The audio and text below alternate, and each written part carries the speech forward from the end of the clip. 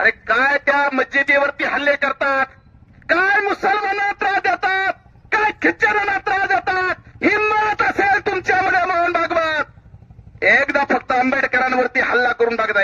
एकदा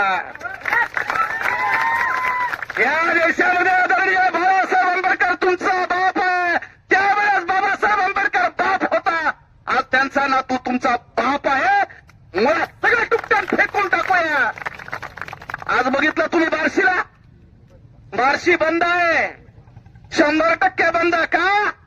RSS वरती बंदी आणा, नोंदणी नाही, रजिस्ट्रेशन संघटना.